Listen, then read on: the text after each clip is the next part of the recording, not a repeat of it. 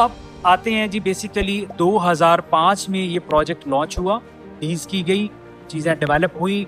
2016 में आके जो CDA है उसने बेसिकली जो है वो कोर्ट में जाके इस चीज़ को जो है वो नल एंड वॉइड किया।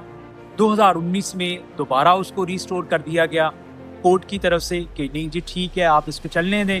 2026 आ गया, 21 साल बाद फिर से इस चीज़ को जो है वो किया गया और अभी हम न्यूज़ में देख रहे हैं कि वहाँ पे इवैक्यूएट कर लिया गया है लोगों को, जो है उनकी इतनी कॉस्टली प्रॉपर्टीज़ हैं वो सारी इफेक्ट हो रही हैं। सारी कहानी एक साइड पे, क्या था, कैसे डेवलप हुआ, it's a very long debate.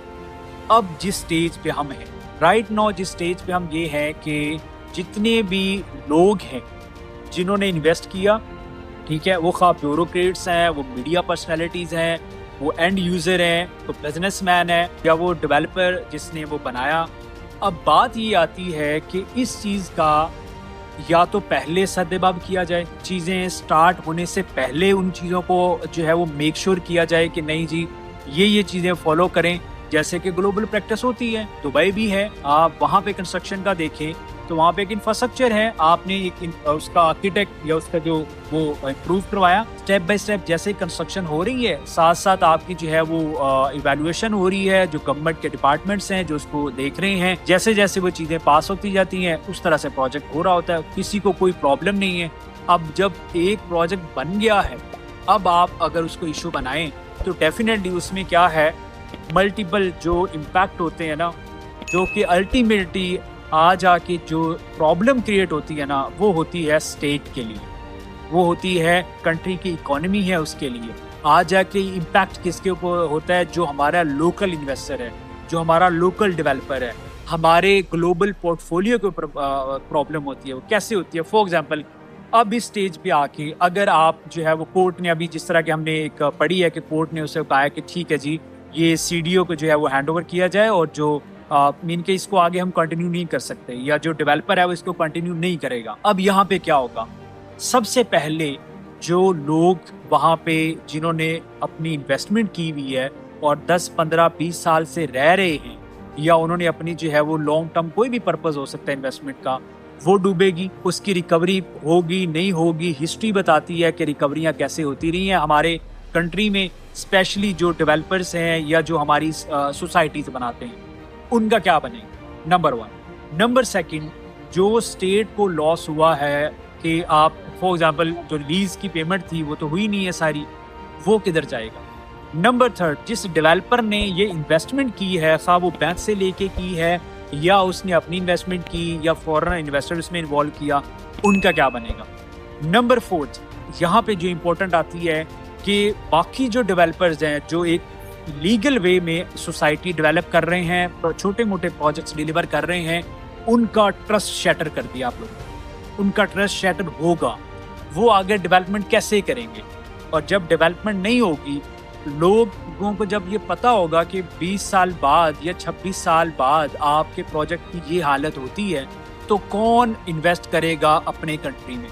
ना डेवलपर इंटरेस्टेड होगा, ना आपका जो लोकल इन्वेस्टर है वो इन्वेस्ट करेगा, ना जो एंड यूज़र है वो किस सोसाइटी में प्लॉट नहीं या घर बनाए, जब उन्हें पता है कि यहाँ पे तो 21 साल 26 साल के बाद ये सूरत हाल होती है, घरों से निकाल देते हैं, तो क्या होगा। उसके बाद जो हमारा फॉरेन इन्वेस्टर है, अपने जो हमारे ओवरसीज पाकिस्तानी हैं, वो कैसे इन्वेस्ट करेंगे जब उनको ये होगा कि वहाँ पे तो ये सूरत हाल होती है, तो हम क्यों इन्वेस्ट करें। वो फिर बाकी आउटस्कर्ट्स में ही जाएंगे ना, दुबई है और मल्टीपल ऑप्शंस होते हैं, तो फिर उधर ही जाएंगे इन्वेस्ट करेंगे। वो अपने कंट्री से भी पैसा बाहर लेके जाएंगे, जो बाहर ओवरसीज है वो तो क्यों कंट्री में पैसा भेजेगा। जो फॉरेन इन्वेस्टमेंट होती है, जिससे आप कहते हैं कि लोगों का एतमाद इतना हो कंट्री के ऊपर, उनके जो सिस्टम के ऊपर कि वो आए और आपकी कंट्री में इन्वेस्ट करें, वो कैसे इन्वेस्ट करेगा जब उसे पता है कि इस मुल्क में रूल एंड रेगुलेशन या लॉ एंड ऑर्डर की ये सिचुएशन है कि वो अपने लोगों के साथ, जो उनके लोकल डेवलपर्स हैं, उनके साथ ये रवैया है, तो हमारे साथ क्या होगा। तो ये आपको 5 से 6 बड़े लॉस होते हैं। और उसके बाद सबसे बड़ी बात ये, फॉर एग्जांपल अब 21 साल के बाद आप इस स्टेज पे आ गए हैं कि आप उसकी नीलामी करते हैं या आप उसको डिमोलिश करते हैं, आपने फिर जीरो से स्टार्ट करना है, उस एरिया को फिर जीरो से स्टार्ट करेंगे डेवलप करना, तो आप अपने आप को जो स्टेट की वो जो एक इंफ्रास्ट्रक्चर डेवलपमेंट है वही बहुत पीछे चली जाती है।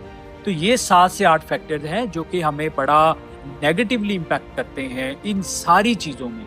तो खुदारा हमारे जो भी डिसीजन मेकर हैं, पॉलिसी मेकर हैं, हमारे इदारे हैं, कुछ ऐसा एक one window solution, one window system ज़रूर क्रिएट करें, ऐसी इंटीग्रेशन चीज़ों में लेके आएँ। जो भी चेक एंड बैलेंस करना है, उसकी लीज होल्डिंग है, प्राइसिंग क्या सेट करनी है, किस पर्पस के लिए होना चाहिए, क्या क्या करना है, एक ही बार कर लें, ताकि जब चीजें बन जाएं तो उनको गिराने वाली साइड पे ना आए। उनको दोबारा से डेवलप करने के लिए अगर हम इसी चीज पे रहेंगे तो हम बहुत पीछे चले जाएंगे। और ये टाइम जो है जहाँ पे इतनी AI आ चुकी है, इंफ्रास्ट्रक्चर इतना डेवलप हो चुका है, दुबई की बात करते हैं, 60 फ्लोर की बिल्डिंग 14 माह में हैंड ओवर हो जाती है फुली फर्निश लॉन्च होने के बाद। तो खुदारा इन चीज़ों से निकलें और हमारा बड़ा ब्यूटीफुल जो है वो कैपिटल है, बहुत अच्छी वहाँ पे इंफ्रास्ट्रक्चर हो सकता है। हमारे पास बहुत बड़े बड़े लैंड पार्सल बने हुए हैं। तो लोगों को इनकरेज करें, उनको सपोर्ट करें, उनको इन्वेस्ट करने दें। फॉरेन जो इन्वेस्टर है उनको सपोर्ट करें, उनके लिए प्रोग्राम्स लॉन्च करें, उनको टैक्स अमेनिटीज जो एम्बेसडी स्कीम्स होती हैं उनमें उनको लेके आएं। मॉडर्न जो हमारी कंस्ट्रक्शन इंडस्ट्री है उसको बूस्ट अप करें। इन चीज़ों से निकल आएं। कंप्यूटराइज चीज़ें तो हो गई हैं, इवन कि अभी हमें बड़ा अफसोस होता है कि हमारा जो मिनिस्टर जो है, इंटीरियर मिनिस्टर है, उन्होंने अपनी एक जो है वो बिजनेस कम्युनिटी जो हमारी है उनसे खिताब करते हुए उन्होंने ये जिक्र वहाँ पे किया कि आई नो कि जो CDA जो कैपिटल डेवलपमेंट अथॉरिटी है, वहाँ पे छोटे से छोटे काम के जो है वो 10 लाख रुपए चार्ज किए जाते हैं। और इससे पहले हमारे एक सोसाइटी जो डेवलपर हैं बैरिया टाउन के मलिक रियाज साहब, उन्होंने भी जिक्र किया कि जो फाइलें हैं उनको पहिया लगाने के लिए, उनको जल्दी प्रोसेस करने के लिए हमें कहीं ना कहीं पे पैसे ले दे के इन चीज़ों को सॉर्ट आउट करना चाहते हैं। तो खुदारा इन चीज़ों से निकलें, ग्लोबल प्रैक्टिसेस जो है उनको देखें कि वो कहाँ पे जा रहे हैं। हम इतनी बड़ी पॉपुलेशन है, नौजवान आपके पास इतना है, लोग इन्वेस्ट करना चाहते हैं, लोग ग्रो करना चाहते हैं, तो उनको सपोर्ट करें, ना कि इस तरह की चीज़ें क्रिएट करके। तो जो आपका एक पॉजिटिव इमेज बना हुआ है, लोग आपको इनकरेज करते हैं, फॉरेन डायरेक्ट इन्वेस्टमेंट होती है, तो उसको जो है वो और ज़्यादा अप्रिशिएट करें, ना कि उसको डैमेज करें। टिल नाउ आज के लिए इतना ही। आई होप आपके लिए हेल्पफुल रहा होगा। इसी तरह के जो है वो वीडियोस जो है, अगर आप किसी टॉपिक के ऊपर चाहते हैं कि हम उसके ऊपर वीडियो बनाएं, आप अपना टॉपिक कमेंट कर सकते हैं, हमें डायरेक्टली DM कर सकते हैं, हमारी टीम से कोऑर्डिनेट कर सकते हैं। हम कोशिश करेंगे कि जो पॉजिटिव साइड्स हैं, जिसके ऊपर हमारी कंट्री में कुछ पोटेंशियल चीज़ें और हो सकती हैं जो कि होनी चाहिए, हम आपके सामने लाएंगे, ताकि आप अपना जो डिसीजन है वो आपकी इन्वेस्टमेंट का हो, वो आपके करियर का हो, वो आपके बच्चों की इन्वेस्टमेंट के लिए हो या आपके डेवलपमेंट के लिए हो, आप जो है वाइजली उसको जो है वो ले सकें after watching the videos that we are creating. Thank you so much, stay tuned with us. आपकी सपोर्ट हमारे लिए बड़ी इंपॉर्टेंस रखती है। आपके लाइक, आपकी फॉलोइंग, आपके कमेंट्स आपकी तरह हमारे लिए बहुत इंपॉर्टेंस रखते हैं। Thank you so much, stay tuned, stay blessed and be happy.